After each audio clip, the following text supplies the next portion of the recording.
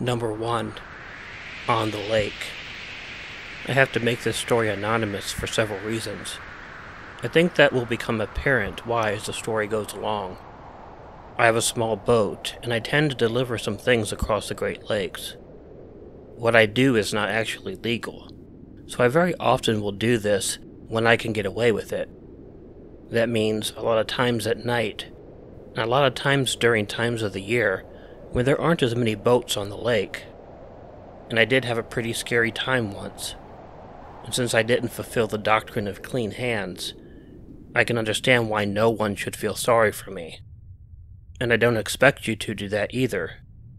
But hopefully at the very least, you'll be able to understand how scary this experience was. I had a shipment I was taking across the lake in November. It was pretty wintry out by that point. If anyone knows anything at all about the condition of the Great Lakes in November, you would know that there are often some extremely windy days. And the day I made this trip, there was a gale warning. And yeah, that should have been enough to convince me not to do it. However, there was a lot of money involved in this trip, so I decided to go ahead and do it. I'm not going to give you an exact area where I was crossing, or tell you where I was going. I'm too nervous to do that. But it was at night, and it had been pretty windy all day, and I was a bit worried about the trip. When I set out, the water was a bit slushy as well. The wind picked up as I went along, and after a while we began to get some freezing rain. It wasn't unusual for me to be out in weather like this, but it was never something you could get used to. I was always somewhat nervous on these trips. I actually will go as far to tell you that that is a good thing. It kept me aware of my surroundings, and this was no different. As the freezing rain was coming down, the waves were also hitting the ship, and it was difficult to keep it steady. I was feeling pretty stupid for even trying this. Money isn't worth anything if your ship sinks and you die at the bottom of a cold lake. As I went further and further along, eventually a thick fog also began rising off of the water, and I just got more and more worried. And that was when it happened. I saw something. There was a big ship on the lake, like, really big. But I didn't see it until it was pretty close to me. The ship was completely dark, and it emerged out of the fog. I panicked, and I struggled hard against the wind and the waves to get my boat a safe distance from the huge ship. As I got closer to it, I realized that it was adrift. I knew it was dangerous to be anywhere close to the ship, but I was morbidly curious as to why there was a huge ship and what could possibly be going on. I took out my fog light and shined it on the ship. I was looking for its name. I was unable to find it, though. It was difficult keeping my distance from the ship, struggling in the poor weather and trying to get the name. And then there was a flash, and it took me a second to realize what that flash was. The fog light reflected off a set of eyes. There was someone or something on the boat. I saw the figure from the distance, and they moved away from the flash. However, as I continued to shine the lights, 2 more people joined the first person on the deck. They were looking at me and doing something. I was far away, but I realized that they had a spear gun, and I felt my heart race. This was just the most bizarre and freaky experience of my life. There was a large ship, dark and adrift, on the worst weather possible on the lake. I was doing something illegal, so I couldn't call the authorities. All I could do was try to get away, and I did. Whatever illegal activity I was doing, it couldn't compare to what had to be happening on that ship. And whoever was on that ship seemed completely willing to protect their activities at all costs. Fortunately, I was able to get away from them before anything could happen. I was worried that the ship would suddenly turn around and come after me. I kept expecting to get shot with a spear and have my ship join the Edmund Fitzgerald on the bottom of a lake. But nothing happened. I sped away the best I could, and I got away from that ship pretty quickly.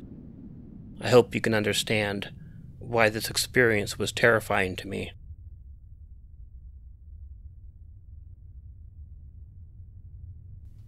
Number 2. Cabin. Perhaps the worst thing to ever happen to me happened while I was on winter vacation from work.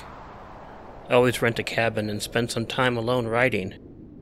So for about a month, I lock myself in a nice cabin out in the woods, and hope that the snowy weather will inspire me to write a great story. It's really my favorite time of year, even though I spend all of my time alone. I was working on a novel this one year, and I was hoping to finish it off on my vacation. I drove out to the mountains and knew there was a scary winter storm coming. I had all of my groceries and necessities in the car, so it didn't matter to me. In fact, it was the best situation for me. The isolation was something that I just really loved, and it really helped to inspire me. So I was writing, and about a week into my trip, I was writing at night. And then suddenly, I heard what sounded like a shotgun blast.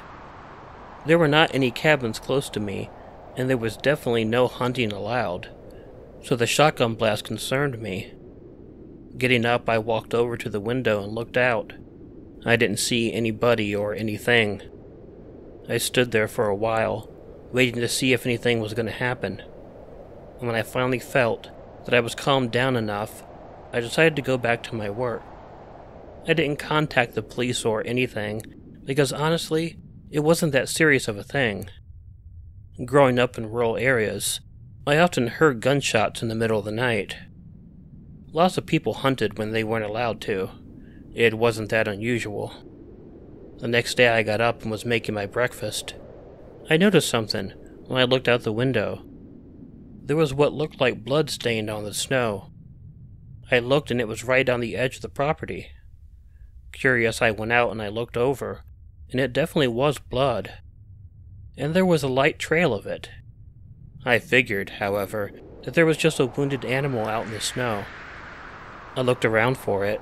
I really like animals. I guess I figured if one was hurt, I could help it. But I wasn't able to find anything, and I decided that it wasn't very important. I went back to my cabin and went back to work.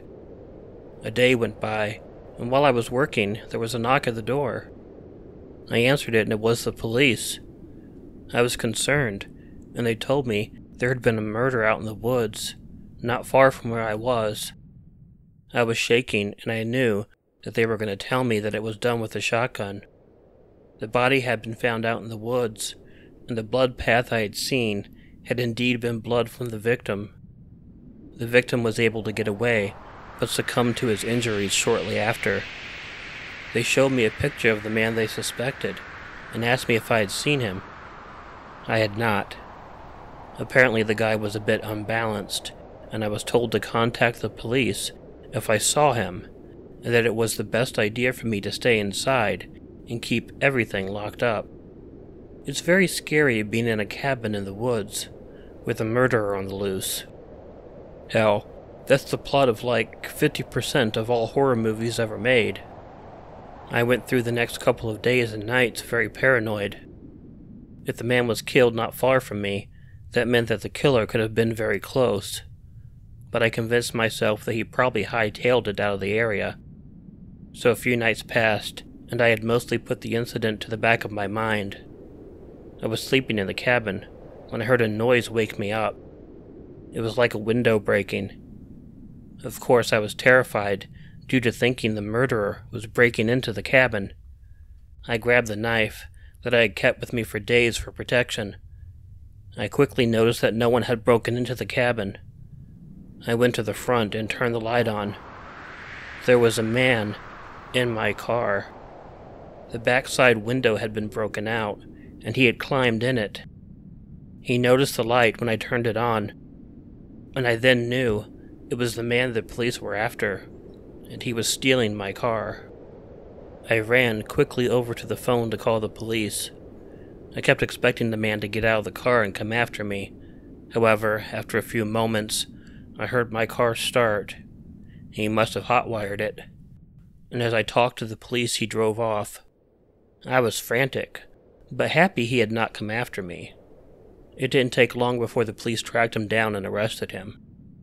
I could never convey how scared I was when I noticed that man in my car.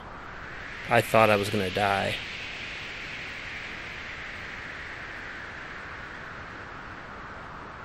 Number 3. Fever. I was working at the office when I began feeling a bit ill. I wasn't used to getting sick very much, so I was just hoping it was something that would pass very quickly. However, the icky feeling just kept getting worse, and I found myself getting really, really hot. I hadn't had a fever since I had been a kid, though, and I really didn't know what to do or how to handle it. I decided to go ahead and finish the workday, though. It was tough. However, it did feel good getting out of the office. I was hot, and it was very cold and snowing outside. The cold air felt like $1 million. So when I was driving home, I went ahead and I rolled down the window of the car. It felt great. I stopped at the pharmacy and got myself a thermometer and a thing of NyQuil. Again, being sick wasn't something I was used to, so I really didn't know what else to do. I had seen enough NyQuil commercials that I was certain that was the way to go. I got home, and I was just so weak when I got home. I barely was able to take the NyQuil and get myself into bed. However, I was so miserable and hot that I had to open some of the windows in the house. I didn't need the NyQuil that badly as far as putting me to sleep, though. I plopped down in my bed and immediately passed out. Well, the night was a very strange night for me. I had some really horrible dreams, and would often wake up from them feeling very miserable. I thought I had woke up, but I wasn't sure. I was way too weak to do anything, and even really move. I was just completely uncomfortable. But I had woken up because I thought I heard something. I thought maybe I heard something in the house. But it didn't last very long, and I fell asleep right away again. I was so feverish and out of it that I figured it was just me imagining things. A little later in the night, I'm not sure of what time it was, something woke me up again. But this time, I could have sworn that there was a light on in my house. I shrugged it off again and I went back to sleep. In the morning, I was finally able to get up and move around. However, I was planning on calling into work.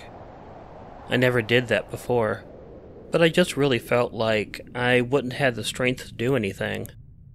So I just decided to call in from my bedroom. I was also very, very thirsty, so I left my room to get myself a glass of orange juice. The first thing that I noticed when I went into the other room was that I had left the living room window open, and the screen was removed, and there was snow in the apartment. I was about to close the window until I noticed there were some things missing from my apartment. The block with my kitchen knives was missing. I had this really cute block that looked like a person with a bunch of knives through its body. Both it and the knives were gone.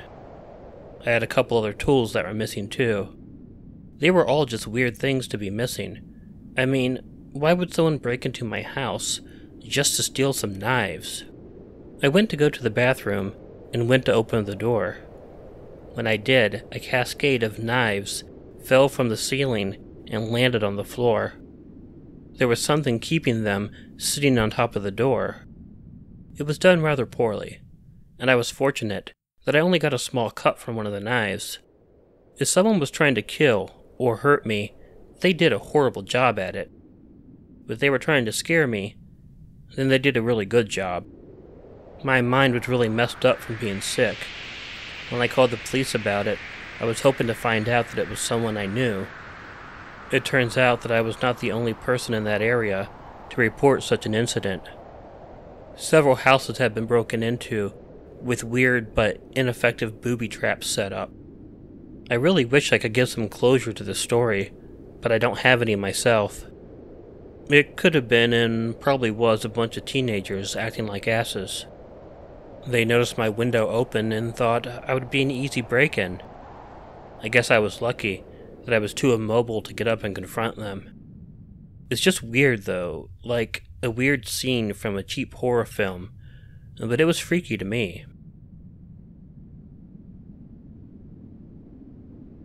Hey all, Killer Orange Cat here. If you like this video, please let me know by hitting the like button. If you're not already subscribed to Killer Orange Cat, please feel free to hit the subscribe button and the bell below so you'll be notified of new videos. Or wait for the icon of Ichigo the cat that will appear at the end of the closing. Leave me a comment to let me know what you thought of the video, and consider sharing it with someone you think might enjoy it. If you have an original story you like narrated on Killer Orange Cat, please send it to the email included in the description.